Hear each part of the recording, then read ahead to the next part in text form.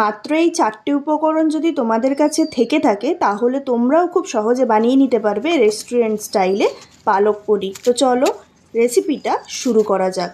তো প্রথমেই তোমরা দেখতে পেলে আমি এখানে পনির আর পালং শাক নিয়ে নিয়েছি। এখানে আমি মাত্র 200 গ্রাম পনির মতো ব্যবহার করেছি, আর সেজন্য 1 আঁটি পালং শাক নিয়ে নিয়েছি। পালং শাকগুলো গোড়ার দিকগুলো ভালো করে কেটে দেব।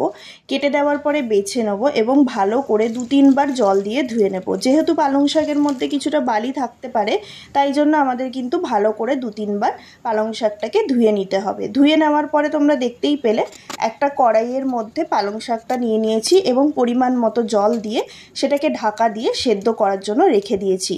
এর মধ্যে আমাদের কাছে যে পনিরটা ছিল সেটাকে আমি ছোট ছোট করে কিউব করে কেটে নিয়েছি। তোমরা চাইলে ওই কিউবটা আর একটু বড় সাইজ রাখতে পারো, বাট আমি এই সাইজের কিউব করে কেটে নিয়েছি। এরপরে মেন উপকরণের মধ্যে আর শুধুমাত্র লাগবে দুটো জিনিস, যেটা হচ্ছে টমেটো আর আদা। এক্ষেত্রে আমি একটা গোটা টমেটো আর কিছুটা আদা নিয়ে নিয়েছি। টমেটোটাকে ধুয়ে ভালো করে কেটে নিয়েছি, আদাটাকেও ছাড়িয়ে কুচিয়ে নিয়েছি।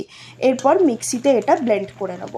ইতিমধ্যেই তোমরা দেখতে পাচ্ছ জলটা কিন্তু ভালো মতো ফুটে গেছে। আর কিছুক্ষণ এটাকে ঢাকা দিয়ে রেখে দিতে হবে, তাহলেই আমাদের এই পালং শাকটা সেদ্ধ হয়ে যাবে। মোটামুটি আমি 5 মিনিট মতো হাই ফ্লেমে রেখে পালং শাকটাকে ভালো করে সেদ্ধ করে নিয়েছি। তার মধ্যেই টমেটো আর যে আদাটা ছাড়িয়ে কেটে রেখেছিলাম সেটাকেও ব্লেন্ড করে নিলাম। এরপরে দেখো আমাদের পালং শাকটা কিন্তু খুব ভালো মতো সেদ্ধ হয়ে গেছে। এরপরে এই জল থেকে পালং শাকগুলো ছেঁকে আমাদেরকে তুলে রেখে নিতে হবে। আমি এইভাবে একটা প্লেটের মধ্যে ছেঁকে তুলে রেখেছিলাম এবং পাখার নিচে কিছুক্ষণ ঠান্ডা হওয়ার জন্য রেখে দিয়েছিলাম। যেহেতু এবার এটাকে ব্লেন্ড করতে হবে, তার জন্য যে এক্সেস জলটা আমাদের এর মধ্যে রয়েছে এটাকে চেপে চেপে জলটাকে বার করে দিতে হবে। যেই ব্লেন্ডারের মধ্যে আমি টমেটো আর আদাটাকে ব্লেন্ড করেছিলাম তার মধ্যেই আমি ভালো করে চেপে চেপে জল বার করে এই পালং শাকের পাতাটা দিয়ে দিচ্ছি ব্লেন্ড করার জন্য।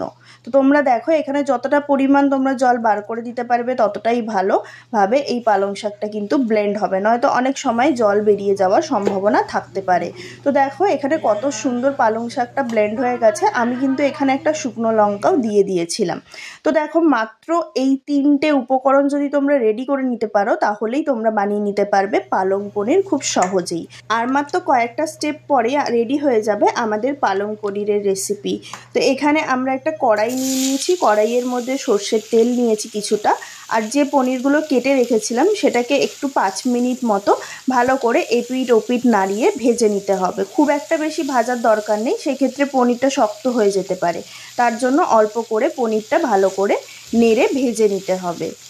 খুব একটা এপিট ওপিট নাড়ানাড়ি করার দরকার নেই, মাঝের মধ্যেই নাড়ানাড়ি করলেই এটা ভালো করে ভাজা হয়ে যাবে। কারণ খুব একটা যদি বেশি নাড়ানাড়ি করা হয় তাহলে সেক্ষেত্রে পনিরগুলো খুব বেশিভাবে ভেঙে যেতে পারে। একটু তো ভাঙে, কিন্তু যদি খুব বেশি এটাকে নাড়ানো হয় তাহলে আরও বেশি ভেঙে যেতে পারে। পনিরগুলো যখন ভাজা হয়ে যাবে সেটাকে তুলে অন্য একটা পাত্রে রেখে দেবো। একই কড়াইয়ে আর একটু পরিমাণ তেল অ্যাড করে নেব। তেল অ্যাড করার পরে কিছু গোটা গরম মশলা আমি এখানে দিয়ে দেব। তোমরা দেখতেই পাচ্ছ এখানে আমি 2টো এলাচ দিয়েছি, একটুখানি দারচিনি দিয়েছি, লবঙ্গ আর দেব সাদা জিরে। এটাই আমি ফোড়নে ব্যবহার করব। তাছাড়া তোমরা যদি চাও এখানে শুকনো লঙ্কা দিতে পারো, কিন্তু আমি যেহেতু পালকটা পেস্ট করার সময় দিয়েছিলাম সেক্ষেত্রে আমি এখানে আর ব্যবহার করছি না। এবার এটাকে কিছুক্ষণ রেখে দিতে হবে তেলের মধ্যে। দেখবে খুব সুন্দর একটা ফ্লেভারের গন্ধ বেরোচ্ছে, তখন বুঝবে তোমরা এটা হয়ে গেছে।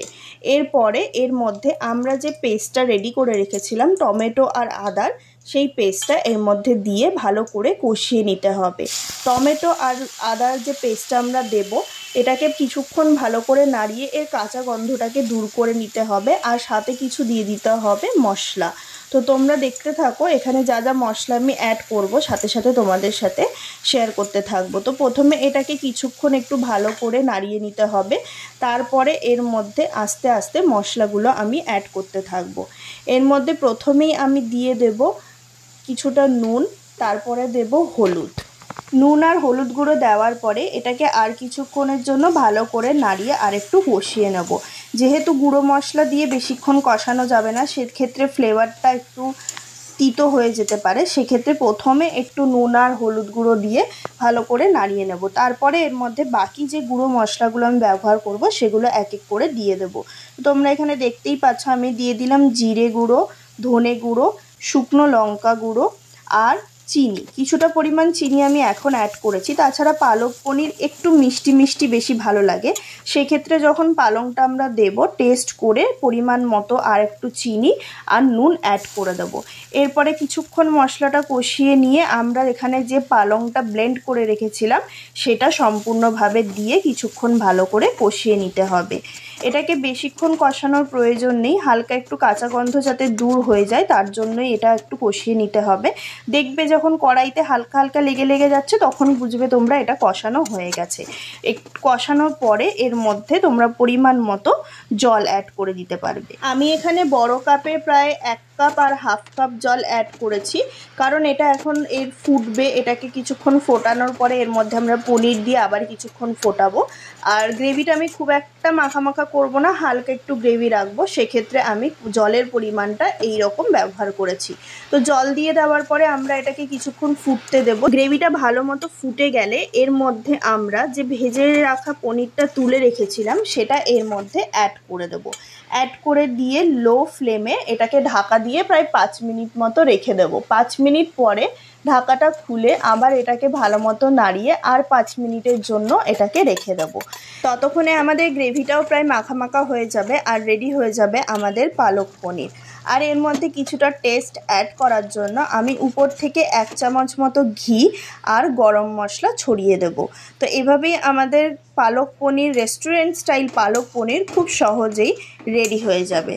তো তোমরাও এই রেসিপিটা অবশ্যই বানিও। আর তোমাদের এই রেসিপি ভিডিওটা কেমন লাগলো কমেন্ট করে কিন্তু অবশ্যই জানিও। আর ভিডিওটা ভালো লাগলে একটা লাইক আর শেয়ার করে দিও তোমার ফ্যামিলি আর ফ্রেন্ডসদের সাথে। সাবস্ক্রাইব করতে কিন্তু ভুলো না। দেখা হবে পরের কোনো রেসিপি ভিডিওতে।